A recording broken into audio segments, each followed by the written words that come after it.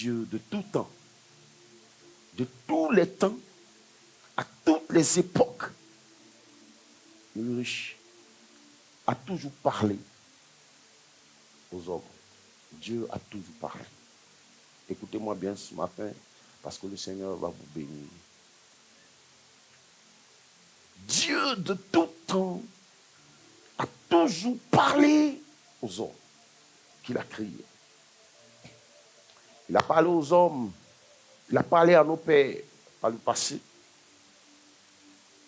Il a parlé par les prophètes. Il continue de nous parler en ce jour par l'Esprit.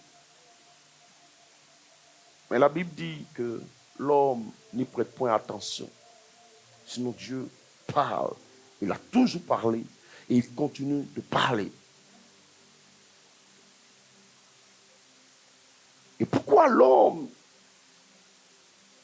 n'y prête point attention?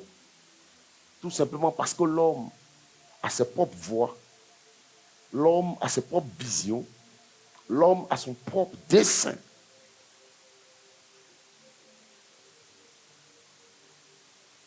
Et donc Dieu, du haut des cieux, regarde l'homme et crie. Selon Isaïe 55, verset 8, il crie en ces termes. Mes fils, prenez garde à vous-même. Car mes pensées ne sont pas vos pensées et mes voix ne sont pas vos voix. Ah, bien-aimé.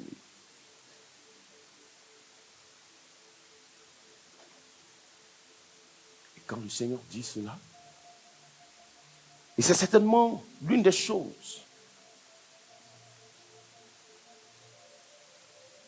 qui ont poussé le roi David, cet adorateur. Quand le Seigneur dit, mes pensées ne sont pas vos pensées et que mes voix ne sont pas vos voix, il suffit juste d'analyser et de réfléchir à cela, de méditer, ne serait-ce que ce passage-là, pour nous rendre compte qu'en réalité, si les hommes que Dieu a créés acceptaient d'être humbles et de chercher à comprendre les pensées du Seigneur et les voix du Seigneur, la terre entière serait rentrée dans le repos de Dieu. Toute la terre, toute la terre. Parce que Dieu n'a pas créé les hommes en leur traçant des voies qui les mènent à la mort.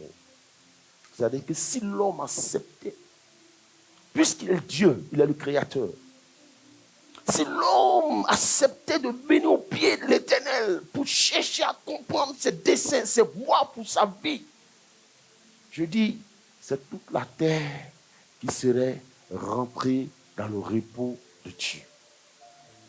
Toute la terre. On n'aurait pas assisté à tout ce tumulte, à tout ce désespoir, à toutes ces pleurs, à tous ces pleurs. Amen. Parce que le Seigneur lui-même dit, et il dit ceci, en Proverbe 16, verset 20, il dit, Proverbe 16, verset 20, le Seigneur dit ceci, celui qui réfléchit sur les choses, celui qui réfléchit sur les choses trouve le bonheur. Et celui qui se confie en l'Éternel est heureux. C'est fort ça. Il dit celui qui réfléchit sur les choses trouve le bonheur. Et celui qui se confie en l'Éternel est heureux. C'est pas magnifique ça? Celui qui réfléchit sur quoi? Sur les préceptes de l'Éternel, qui réfléchit sur la parole de Dieu, sur les desseins de Dieu. Celui qui s'humilie au pied de l'Éternel, qui vient au pied de l'Éternel, qui accepte de s'humilier et qui interroge Dieu. La Bible dit, il trouve le bonheur. Et celui qui se confie en l'Éternel est heureux. C'est-à-dire qu'il est béni. Heureux l'homme dont l'Éternel est l'appui. C'est pas magnifique ça? Heureux l'homme qui a trouvé en l'Éternel refuge. C'est extraordinaire. Deux choses. Le Seigneur dit que celui qui prête attention à ses voix, qui prête attention à sa parole, trouve le bonheur que tous les hommes recherchent. Et celui qui se confie en l'Éternel est heureux. C'est-à-dire, il est béni d'office. C'est pas merveilleux ça? Bien-aimé, c'est certainement ce que David a compris. C'est certainement ce que David a compris. David, ayant médité sur cette parole, certainement, ayant compris cela, pris le temps de réfléchir sur les choses, a fini par comprendre que si je fais de l'Éternel mon berger, si je fais de l'Éternel mon berger, alors c'est sûr que je ne manquerai de rien. Après une profonde méditation, David arrive à la conclusion, à la déduction que si le Dieu qui a fait les cieux et la terre, qui a conçu les cieux et qui a conçu la terre, avec tout ce qu'elle renferme, si il fait de ce Dieu-là son berger, celui qui dit en Ésaïe 45 au verset 3 que je suis l'Éternel qui révèle les trésors cachés et les richesses enfouies. Si ce Dieu qui révèle les trésors cachés et les trésors enfouis, s'il est mon berger, assurément il me conduira vers de verts pâturages. Il me conduira vers de verts pâturages.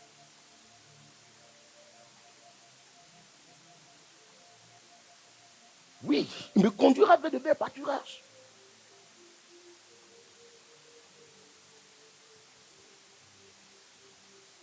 Bien-aimé, et mon thème ce matin, c'est quand les voix du Seigneur,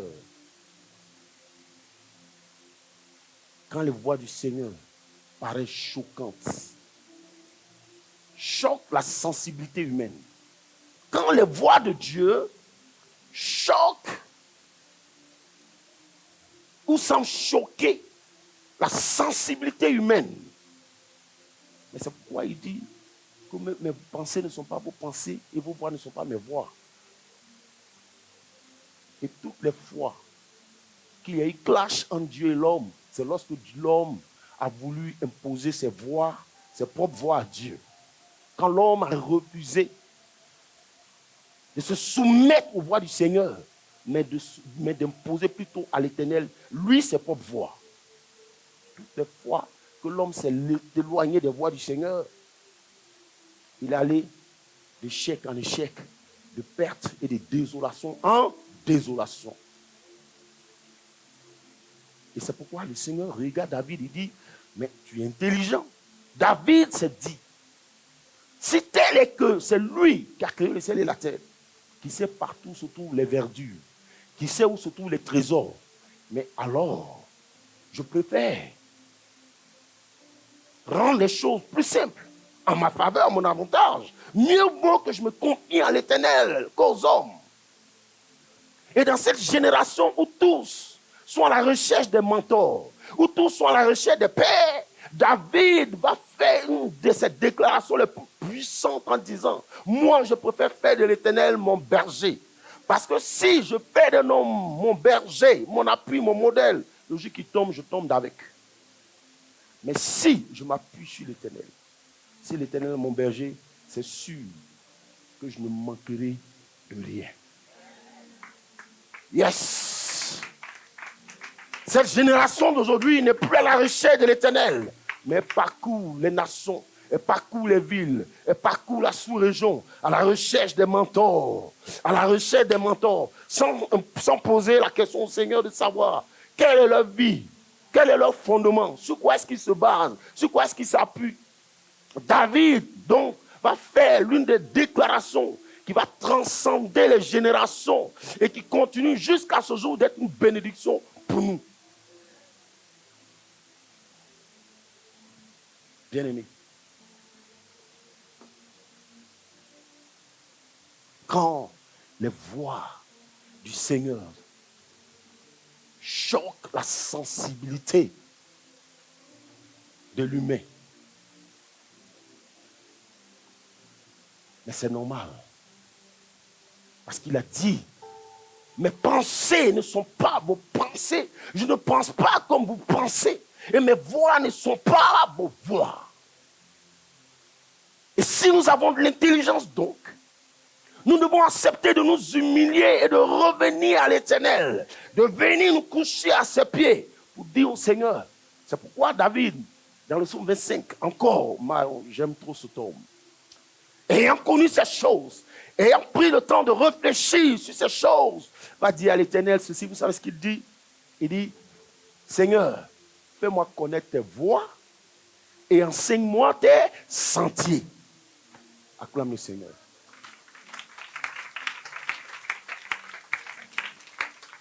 Fais-moi connaître tes voies et enseigne-moi tes sentiers.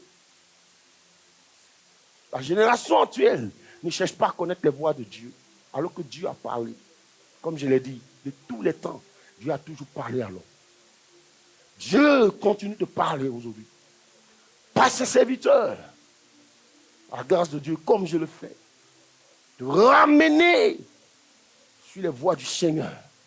S'il dit que nos voix ne sont pas ses voix et nos pensées ne sont pas ses pensées, si nous voulons vivre heureux, il est préférable pour nous, il est mieux pour nous, il est convenable pour nous de nous ranger, de revenir à l'Éternel.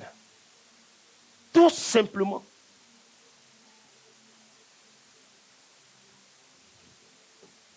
Bien-aimé, comprendre l'histoire de Anne, une femme, parce que bien-aimé, je te dis la vérité, tant que tu ne chercheras pas à connaître les voies du Seigneur, tant que tu ne chercheras pas à connaître les voies du Seigneur, tu vas tourner à rond. Et surtout, le danger, c'est lorsque tu deviens la réponse aux besoins de Dieu. Quand tu deviens la réponse aux besoins de Dieu, bien-aimé, tu es foutu. Regardez, quand vous prenez une femme comme Anne, la femme de Elkanah, quand vous prenez l'histoire de Anne, la mère de Samuel, d'où est venu son problème? C'est-à-dire, son malheur était que Dieu l'avait choisi pour répondre, pour combler son besoin.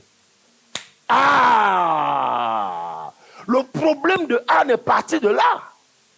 Mais si Anne avait eu l'intelligence que David a eue, pour dire, Seigneur, fais-moi connaître tes voies et enseigne-moi tes sentiers, on ne serait pas arrivé là. On ne serait pas arrivé là, on n'aurait pas perdu toutes ces années. Elle n'aurait pas subi toute la mortification de sa coépouse. Est-ce que tu sais que si Anne avait commencé à enfanter comme Pélina, soit sa coépouse, Samuel ne serait pas né. Il n'aurait pas aidé Samuel. Ah! Est-ce que tu sais qu'il n'aurait pas aidé Samuel? Il n'aurait pas aidé Samuel parce qu'elle n'allait pas le consacrer à l'Éternel. Il va dire, ah, mon 9 mois, il va le déposer. Non, ce n'est pas possible. Ça, ce n'est pas Dieu qui m'a parlé. Ça, c'est le diable. Frère, fais attention. Là où tu es assis, c'est tellement que tu es la réponse aux besoins de Dieu. Tu es certainement la réponse aux besoins de Dieu. C'est pourquoi, dans ta situation-là, ne maudis pas l'Éternel. Si tu es intelligent, maintenant rentre en toi-même, va à ses pieds, dis-lui, Seigneur, fais-moi connaître tes voies et enseigne-moi tes sentiers. Parce que faire attention à toi, garde à toi. Si Dieu t'a choisi et que tu te traces à toi-même, tu te traces des voies à toi, tu vas perdre le temps inutilement. Les années vont passer, les mois vont s'écouler, mais l'Éternel t'aura. Et tu auras perdu des années inutilement. Si Anne avait donné naissance naturellement comme sa coépouse, non, elle n'allait pas donner Samuel. Elle n'allait pas donner Samuel. Mais il a fallu qu'elle soit acculée. Elle soit acculée jusqu'au bout. Ce jour-là, quand elle n'en pouvait plus, elle était obligée de revenir à l'Éternel. Maintenant, s'approcher du trône de la grâce avec assurance pour aller l'interroger pour dire, Seigneur, si tu me donnes un enfant, je te le consacrerai. Le Seigneur dit, ah, tu as compris maintenant. Le voici. Tu es devenue intelligente maintenant. Reçois-le. Quand Dieu l'a donné, elle n'a même pas hésité. La Bible dit, dès qu'elle a sévré, elle a pris l'enfant, elle a couru. Elle a allé le déposer. Cette fois-ci, elle a compris que ce n'est pas le diable qui lui a parlé. Souvent, quand tu es dans l'opulence, le Seigneur dit, fais ça, donne ça. Tu dis, non, ça c'est la voix du diable. Tu dis, c'est la voix du diable. Mais quand Dieu te met en face du mur, quand tu comptes le mur, quand tu entends la voix, tu reconnais, ça c'est Padre qui m'a parlé. Tu es prêt à obéir. C'est pourquoi, bien-aimé, écoute-moi bien. Dieu ne nous a pas envoyé sur la terre en balade. Retiens ceci, sois attentif à ce que je vais dire maintenant. Dieu ne nous a pas envoyé sur la terre en balade. Nous sommes tous des missionnaires sur terre. Chacun est venu avec une histoire propre à lui. Chacun est venu avec une mission propre à lui. Et de sur quoi nous, pour qui le sang de Christ a coulé, nous qui sommes enfants de Dieu, rachetés de Dieu, pour qui le compteur a été remis à zéro. Tu penses que c'est en vain que ton compteur a été remis à zéro et que les malédictions de tes pères ne peuvent plus influencer ta vie, ne peuvent plus impacter ta vie? Le Seigneur t'a racheté par son sang, il a annulé toutes tes malédictions. Il a mis le compteur à zéro. Tu penses que c'est pour te balader sur la terre? C'est pour engrosser les femmes à nouveau? La Bible dit,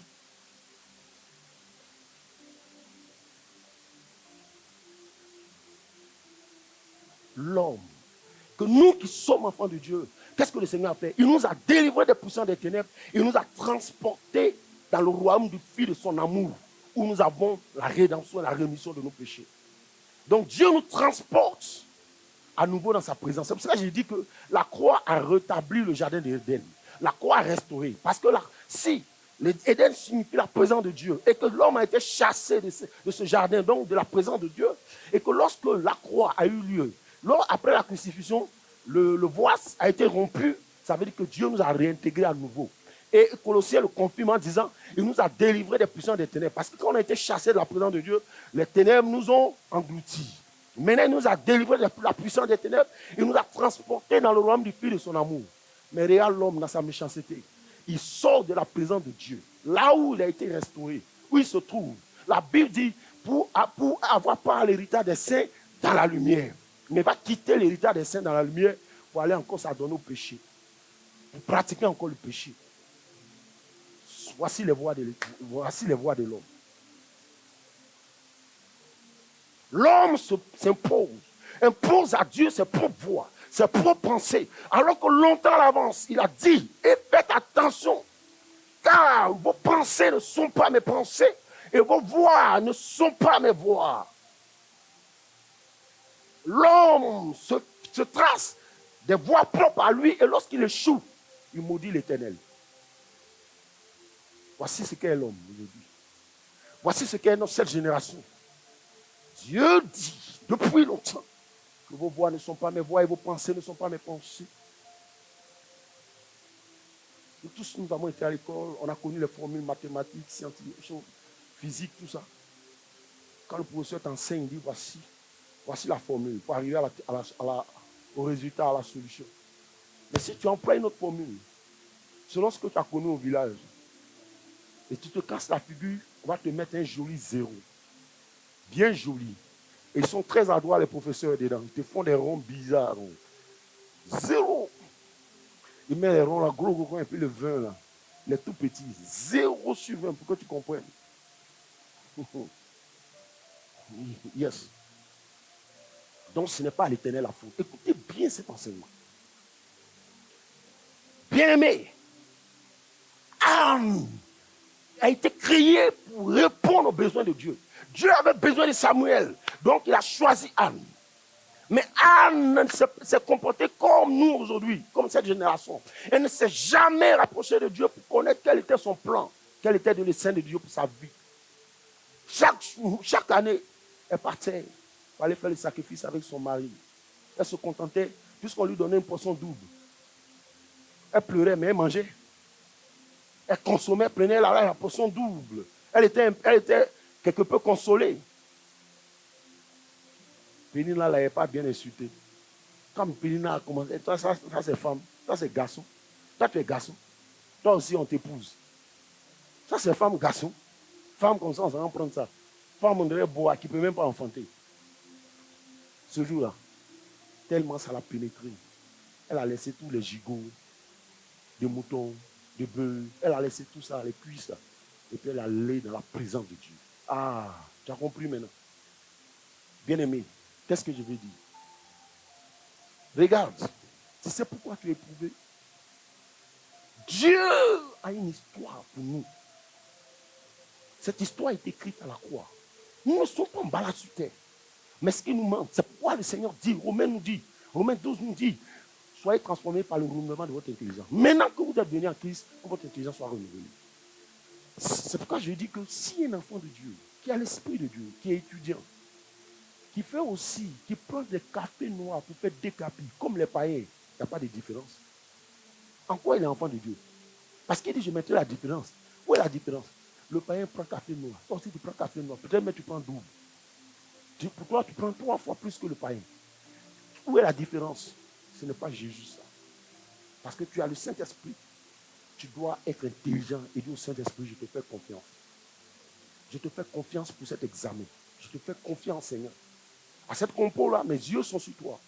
Donne-moi d'aller à l'essentiel. Révèle-moi les choses qui vont être données à l'examen. Conduis-moi chaque jour à étudier l'essentiel. Même s'il ne te révèle pas ta vision, mais il va te faire étudier les choses essentielles. Ça veut dire que l'Éternel est ton berger. Que tu as mis ta confiance à l'Éternel. Mais quand tu passes sur les doses du café noir, ça veut dire que l'Éternel n'est pas ton appui. Tu y vas de tes propres forces. Alors maintenant, écoutez-moi bien. Je te dis, je le dis aujourd'hui, devant Dieu, devant le Saint-Esprit, que toi, que Jésus a racheté par son sang, tu n'es pas venu sur la terre en balade. Tu as une histoire et tu as une destinée. Et cela est certain.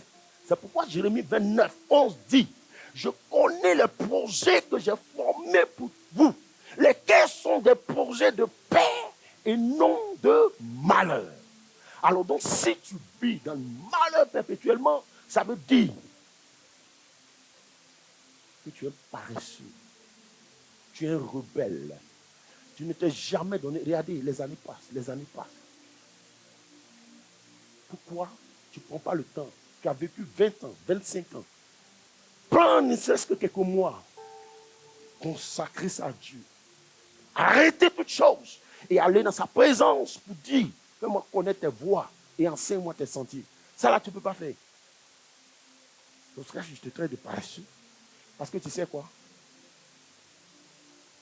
Tant que tu ne chercheras pas à connaître les voies du Seigneur et ses pensées, tu vas tourner à rond.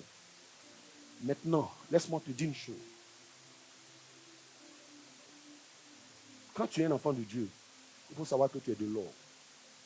Écoutez bien, c'est parti aussi. C'est que tu es de l'or. Et si tu es de l'or, tu vas forcément passer par le feu. Parce que sans feu, l'or ne peut pas retrouver son éclat. Écoutez-moi bien. Tu es convaincu que tu es un enfant de Dieu? Tu acceptes d'être un enfant de Dieu? Ça veut dire que tu es de l'or. Or, si tu es de l'or, la seule chose qui purge l'or, c'est le feu. Et tu vas forcément passer par le feu. Et ce que tu dois retenir, c'est que le feu pour les enfants de Dieu, le feu ne brûle pas les enfants de Dieu. Le feu brûle les païens. Ça brûle Satan et ses démons, mais le feu ne brûle pas les enfants de Dieu. Tu sais ça? Tu veux que je te donne la preuve? Regardez le cas de Daniel et ses amis, les amis de Daniel, dans la fournaise ardente. Ça a été chauffé 7 fois. Et on les a pris. Ils ont dit, si tu veux, il faut nous mettre dedans. Nous n'allons pas renier à notre Dieu. Si tu veux, mets-nous dedans. Nebuchadnezzar dit, chauffez-moi ça 7 fois. Plus que la normale. Mettez-les dedans. Les païens qui les ont transportés pour les mettre dans la fournaise ont été brûlés, ils sont morts. Mais eux, ils sont rentrés dans le feu. Si tu acceptes de passer par le feu, le 4e homme descendra dans le feu. Ah, il viendra à toi. Si tu acceptes d'entrer dans le feu, parce que tu es de l'or, le 4e homme descendra avec toi. Acclame le Seigneur. Yeah. Quand ils sont rentrés, Nebuchadnezzar s'est étonné. N'avons pas mis 3 individus dans la fournaise? Tout le monde dit oui. Tous les gars disent oui. Il dit, mais je vois un 4e homme qui a la l'apparence des fils de Dieu. Qui est celui-là? Alléluia. Et les gens qu'on a mis dans la fournaise étaient vivants, ils sont ressortis vivants. La Bible dit, il n'y a même pas eu l'odeur du feu sur le corps. Le feu ne brûle pas les enfants de Dieu. Mais ça leur donne de retrouver leur éclat. Alléluia. Ça les rend éclatants. Donc quand Dieu te fait passer par le feu, ne te trompe pas. Ah, tu n'as pas envie d'éclore. Tu n'as pas envie de retrouver ton éclat. Si tu pleures et que tu murmures, ça veut dire que tu renies ton identité d'enfant de Dieu et de l'or que tu es. Parce que si tu es, Jésus est passé dans le feu, dans le désert, 40 jours, sans manger, sans boire. Quand il est sorti de là, le ministère a commencé. Le feu ne brûle pas. Yangoura. Le feu, j'espère que j'ai bien prononcé, madame. Le feu ne brûle pas. Que je ne me suis pas trompé. Elle m'a dit, je coche toujours le nom de son mari. J'ai dit Ngora. C'est Nyangora. J'espère que je l'ai bien prononcé. Les femmes sont... Oui.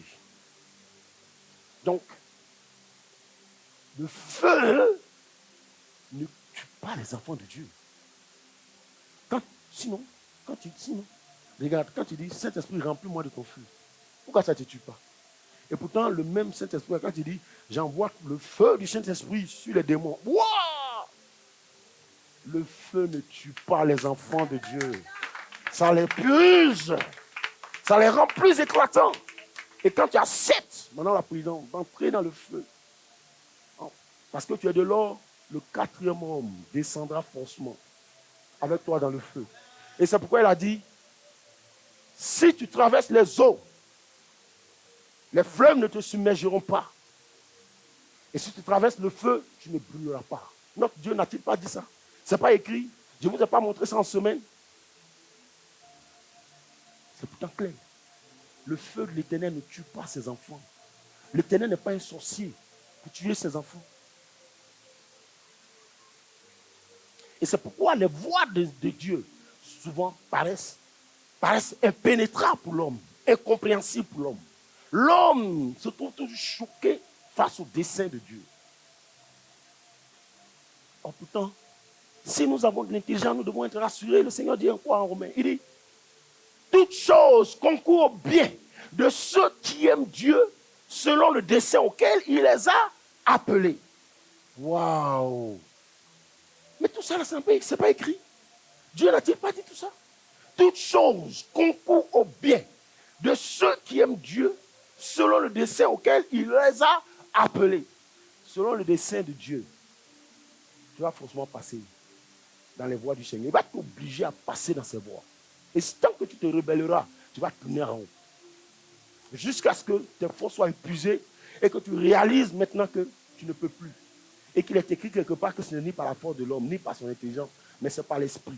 Donc c'est-à-dire par la direction de l'esprit, par le soutien de l'esprit, par l'appui de l'esprit. Et donc quand tu vas t'abandonner au Saint-Esprit pour dire fais-moi connaître les voies du Seigneur maintenant et montre-moi ces sentiers, les larmes de douleur vont se transformer en larmes d'allégresse, en larmes de joie. Voici le problème de l'homme. Bien-aimé, quand tu prends un homme comme Joseph, Joseph a rêvé. Il a eu des visions. Sa gerbe était plus élevée que la gerbe de ses frères, que les gerbes de ses frères. Mais pour que le plan de Dieu s'accomplisse, il a fallu qu'il soit vendu. Écoutez bien. Joseph a été vendu par ses frères. Ah, juste pour arriver à un dessein. N'es-tu pas l'Éternel? N'es-tu pas Dieu? Est-ce que tu as besoin de me faire passer par l'Égypte? Par un claquement de doigts et puis c'est fait. Mais ce n'était pas ça le plan de Dieu. Parce que Joseph était de l'or. Joseph était de l'or. Et en tant qu'or, il fallait qu'il soit purifié. Il faut qu'il passe par le feu. Pour que son éclat véritable soit révélé et soit manifesté. Donc Joseph a été vendu par ses frères en Égypte. Mais regardez ce qui va se passer. Il rentre dans la maison de Potiphar. Il connaît un temps d'élévation. Un petit temps d'élévation. Après quoi? Mais dans ce moment-là, Joseph aurait pu dire, si l'Éternel est le Dieu de mes pères, écoutez bien, Si l'Éternel est le Dieu de mes pères, le Dieu dont a parlé mes pères, dont ont parlé mes pères, si c'est ce Dieu-là qui s'est révélé à moi, si c'est le Dieu de mon père Isaïe, et que le Seigneur a permis, celui qui dit qu'il aime tant ses enfants, s'il a permis que je sois vendu par mes propres frères en Égypte, ça veut dire que Dieu m'a abandonné. Ça veut dire qu'il m'a lâché. Joseph, donc, aurait pu se livrer au péché. Il aurait pu aller avec la femme de Potiphar. Mais dans ce désert-là, en plein feu, il a su garder son intégrité. Joseph est resté intègre parce qu'il sait que ce Dieu-là ne ment pas. Quand il dit le faire, donc il est resté intègre.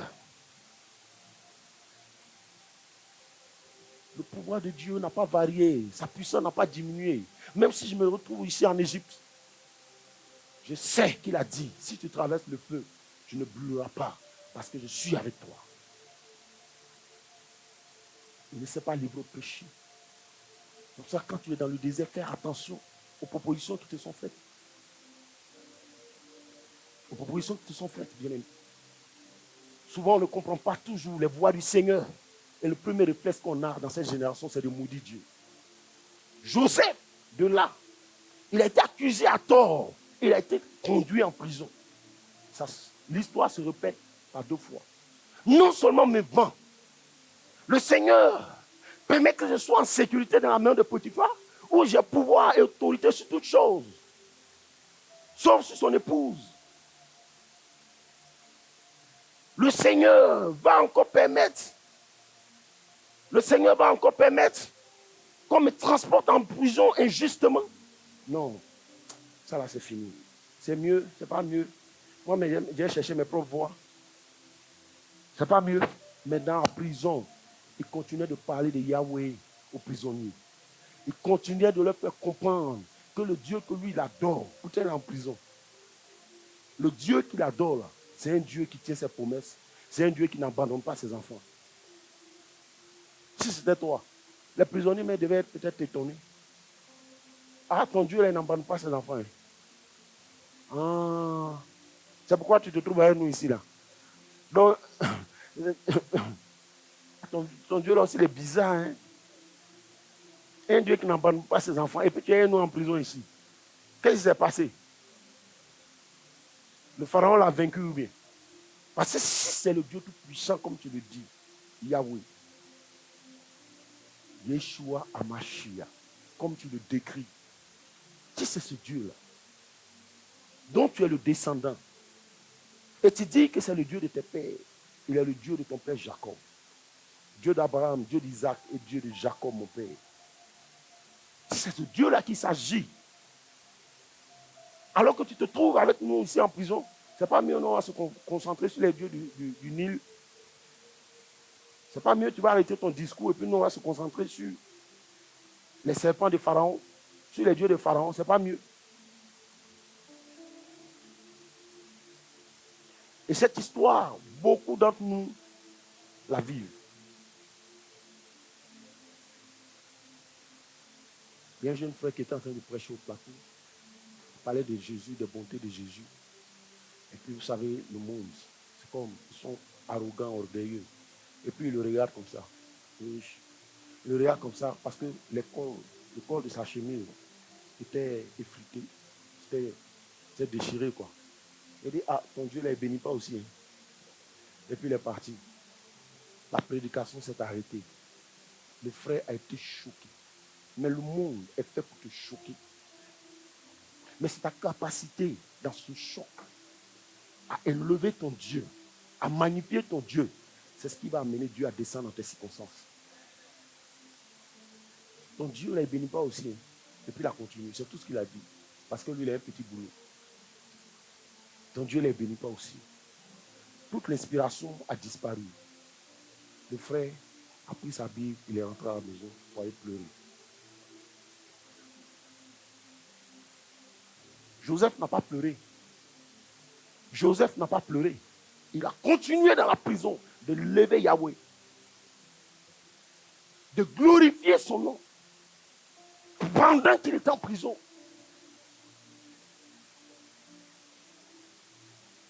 Et qu'est-ce qui s'est passé? C'est de cette prison-là qu'il va donner des paroles de connaissance. Il va expliquer les songes des deux prisonniers. Et c'est dans cette prison-là, après avoir été pressé, éprouvé, épuré, purgé, c'est dans cette prison-là que Joseph va être levé sur toute l'Égypte. Il a été établi premier ministre de l'Égypte entière. Comme pour dire que notre Dieu est le Dieu de l'Alliance. Il est vraiment le Dieu d'Abraham, d'Isaac et de Jacob. Dieu a répondu à Joseph, a démontré qu'il est réellement le Dieu d'Abraham, d'Isaac et de Jacob, son père.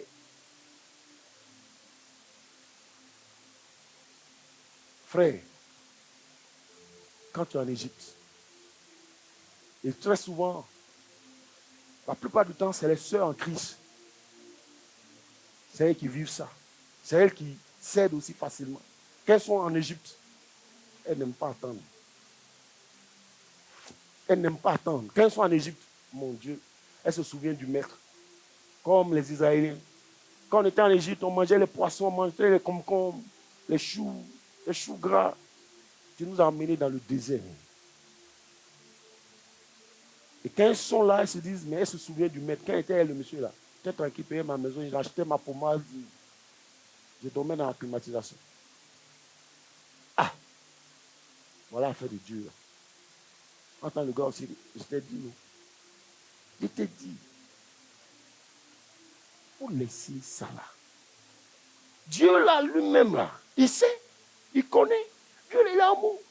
C'est vous qui avez toujours Dieu de vous charger ça sur votre tête. Il te dit. Ah, ça dépend de toi. Hein. Ah, il faut choisir. Sinon, moi, je suis là. Hein. Sinon, moi, je suis là. Si tu veux, tu reviens. Il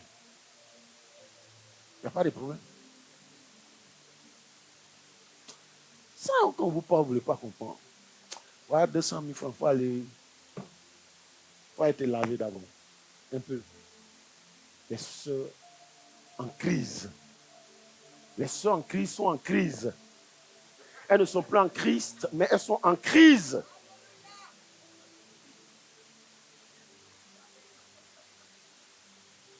Elles sont frappées par la crise.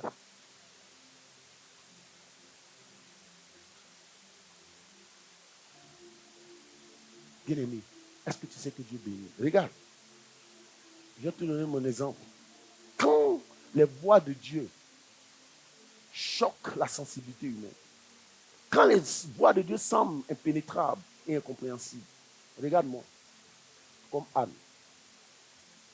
sous Babou, j'ai été qu'à un moment derrière Babou, une bourse d'études pour aller étudier à l'extérieur.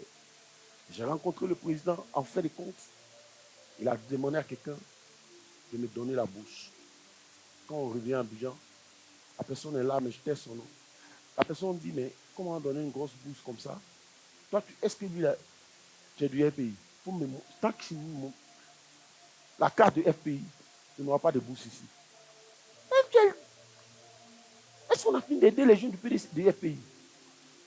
Vous savez ce qui s'est passé? J'ai pleuré, je l'ai maudit. Seigneur, pardonne-moi d'avoir maudit cet homme. Si j'avais eu cette bourse, qui était allé étudier en Occident, l'abreuvoir n'aurait pas eu lieu. L'abreuvoir n'aurait pas eu lieu. Tu ne serais pas assis ici ce matin. Mais ne connaissez pas les plans de Dieu, les desseins de Dieu. J'ai commencé à le maudire. Seigneur, pardonne-moi. Aujourd'hui, ce que Dieu a fait de moi est plus que si j'avais reçu une bourse pour aller étudier en Occident. Peut-être que j'allais me prendre une femme blanche là-bas. Je serais perdu.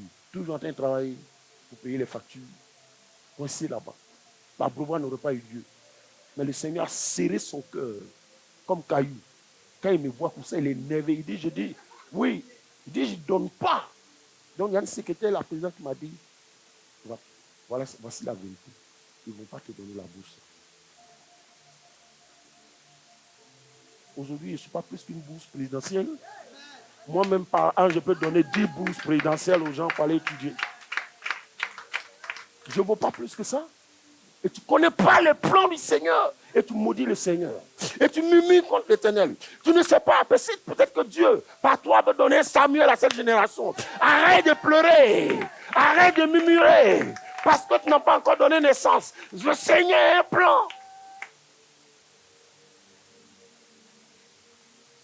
Arrêtez de maudire les enfants de Dieu.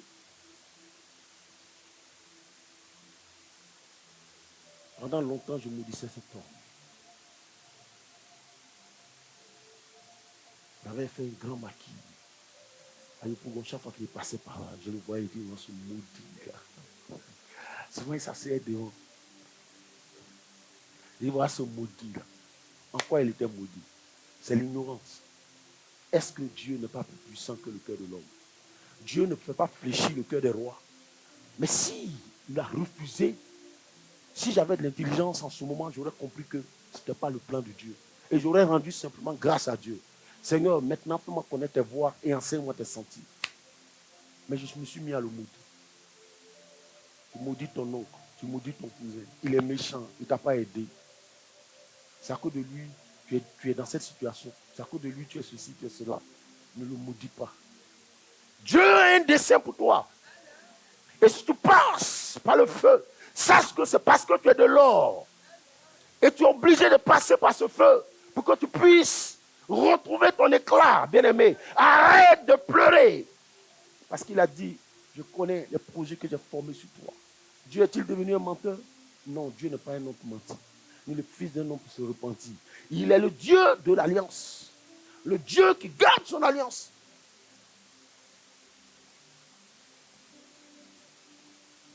Est-ce que vous me suivez ce matin? Non, mais si tu as compris ce message, tu es heureux. Il dit, celui qui réfléchit sur les choses autour du bonheur. Proverbe 16-20. Mais celui qui se confie à l'Éternel est heureux. Il est heureux. 2026, bien-aimé. Tu dois mettre ta confiance à l'Éternel. Tu dois démarrer cette année avec l'Éternel. En mettant en l'Éternel ta confiance. En faisant de l'Éternel ton berger. Il faut que l'Éternel soit ton berger. Ça doit plus être comme les années précédentes. Tu ne dois plus jamais accepter ça. Arrête de courir par tes propres forces. Cela ne dépend pas de toi. Retiens ceci, le feu ne brûle pas les enfants de Dieu. La Bible dit, quand le peuple d'Israël marchait dans le désert, qu'est-ce qui s'est passé? La Bible dit la nuit. Ils marchaient devant d'eux comme du feu, non? Du feu, une colonne de feu, non?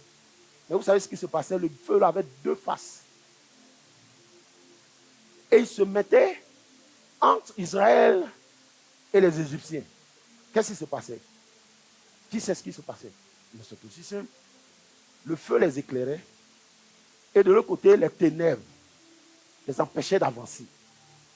Le feu de l'Éternel est pour toi une lumière, une purification. Mais c'est pour tes ennemis un feu dévorant.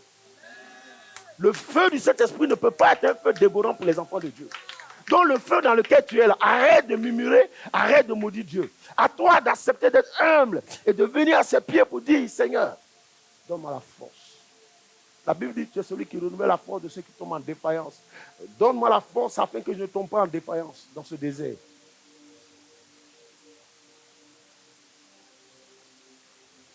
Plus tu murmures, plus ta situation s'empire. Parce que la Bible dit Dieu siège dans quoi? La louange et l'adoration. Au lieu d'élever la louange et l'adoration en Dieu pour que Dieu siège dans ta situation, tu murmures. Quand tu murmures comme ça, les démons dansent. Ils se réjouissent. Ils se réjouissent. Non, il dit, n'a pas dit son nom est l'Éternel qui t'aime. N'a pas dit t'aime. N'a qu'à t'aimer, on va voir. N'a rien vu encore. Et toi, tu commences à maudire Dieu, l'Éternel qui a versé ce sang pour toi. La grâce que nous avons d'être rachetés par le sang de l'agneau. Voici tout le problème. Voici tout le problème. Dieu ne t'a pas oublié. Voici tout le problème. Donnons-nous du temps, rentrons dans sa présence. Disons simplement une seule chose au Seigneur. Fais-moi connaître tes voies et enseigne-moi tes sentiers. Ce que je fais en dehors du pastorat, On ne m'a jamais appris ça dans aucune université.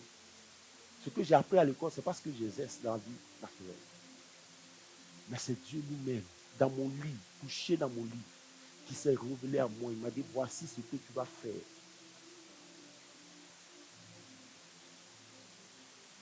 Et quand Dieu se révèle à toi comme ça, tu manges tout le temps, tous les jours, parce que ta situation, ta vie ne dépend pas d'un gouvernement. Les gouvernements viennent, ils se succèdent, ils passent. Mais toi, tu demeures. Parce que l'Éternel t'a planté comme un plant d'olivier. Et tu pousses pour l'éternité. Alléluia! J'ai été en Israël, le jardin de Gethsémani. J'ai été visiter le jardin de Gethsémani où Jésus a prié. Est-ce que vous savez que les plants d'olivier sont encore là jusqu'aujourd'hui? Les plants d'olivier où Jésus allait prier là, ça y est là jusqu'aujourd'hui. Mais c'est des arbres qui vivent plusieurs millénaires. Mais oui, j'étais dans le jardin de Gethsémani. Ça y est là. Quand tu vois, et puis le sycomore sur lequel Zachée aussi est monté, le sycomore est là. Le même sycomore est là. Donc si tu doutes de Dieu, ne doute pas du Seigneur. C'est réel, tout ce qu'on t'enseigne là, c'est vrai. J'ai vu le sycomore, j'étais dans le jardin de Gethsémani, si tu vois, ils sont vieux, mais ils sont là, enracinés. Ils ont encore les feuilles, mais ils sont vieux, robustes. Mais c'est une réalité. Non, c'est une réalité. J'ai vu. J'ai vu où le Christ est né. J'ai visité tout ça. Et c'est pas des balivernes, hein. C'est pas de l'amusement. Le Seigneur revient bientôt. Je dis, 2026, ta vie ne sera plus jamais la même. Écoute-moi, je ne dis pas, ce n'est pas des paroles en l'air, ce n'est pas des discours. Tu sais que le Seigneur m'a donné tout le programme de l'année 2026. Il m'a donné tout le programme de l'année 2026. Moi, monsieur, c'est pendant le moment des jeunes là qu'il m'a donné tout ça. Pendant qu'on jeûnait ici, dans la semaine. C'est-à-dire, tu veux pas, tu vas rentrer dedans. Non, je te dis la vérité, tu ne vas plus tourner à rond. Je te dis la vérité. Et je partageais ça avec mon épouse quand elle m'a appris. Mais elle criait. Chaque année, c'est comme ça. Le Seigneur m'a révélé tout le programme de 2026. Le thème, je l'ai. Comment le dérouler, je l'ai. Chaque mois, jusqu'au 12e mois. Pourquoi ça? Pendant les jeunes de 7 jours. Tout m'a été détaillé. J'ai dit, je ne serai plus jamais la même personne. Parce que, regardez, Jésus a dit une chose. Lorsqu'il était au mariage de Canaan et qu'il a changé l'eau en vin, qu'est-ce que Marie a dit? Quand Marie allait le voir, bien qu'il ait dit, laisse le plan de Dieu s'accomplir. Mais elle a dit, faites tout ce qu'il vous dira. Le plan que le Seigneur a donné, si tu intègres ce plan, ta vie va changer. Pas par prophétie, ce n'est pas une prophétie. Mais Dieu, par les Écritures, par la pratique des choses, du programme que le Seigneur a donné, tu vas voir ta vie. Elle va forcément changer. Je te dis la vérité. Je suis tellement fier, je suis tellement heureux. Je me sens tellement béni lorsque Dieu, imaginez l'Éternel des armées qui se révèle à moi et qui me montre tout le programme de l'année. C'est extraordinaire, bien aimé. David, il dit, je connais Yahweh, le Dieu de mes pères. Dieu a créé la lumière, a créé les ténèbres. Donc il est capable de voir dans les ténèbres. Ce n'est pas parce que je marche dans l'ombre de la vallée de la mort.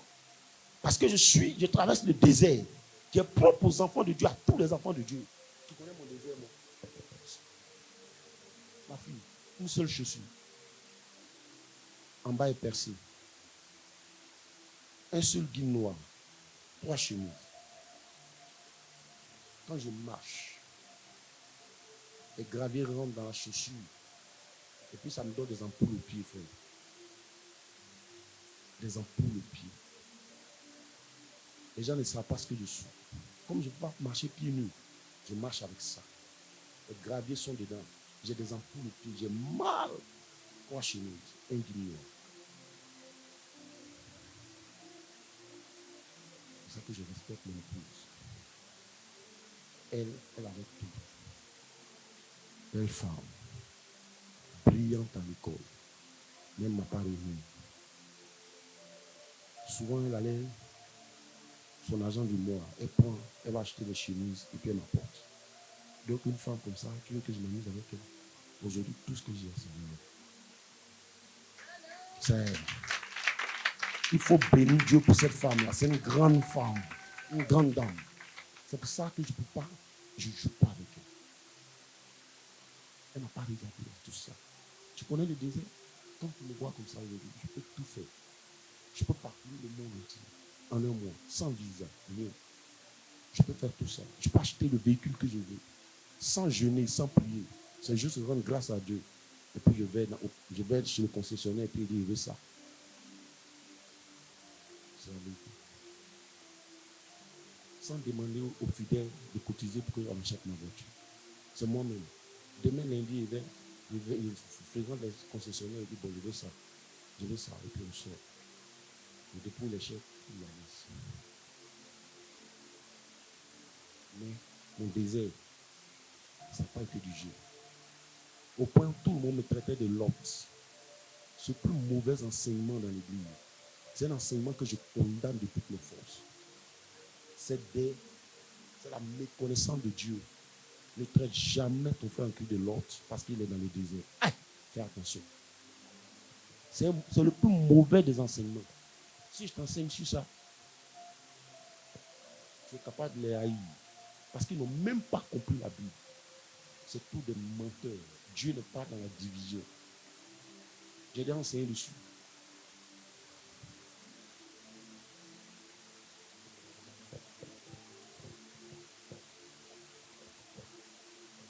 C'est le plus mauvais enseignement que l'Église ait donné. Ça repose sur du vent, du mensonge, de la méchanceté, de la cruauté. Enseignement sur l'autre. Celui-là, il est l'autre, il est l'autre. Tu as déjà vu quelqu'un que le sang de Jésus a racheté être maudit. Tu as déjà vu ça. Tu connais ce qu'on appelle le sang d'agneau. Faites attention à vos enseignements. Vous créez la division des enfants de Dieu. Méchants que vous êtes. Si vous ne pouvez pas aider vos frères, laissez-les pour les traiter de l'autre. Le sang de Christ t'a racheté. Ça m'a racheté aussi. Tu dis, moi, je suis maudit.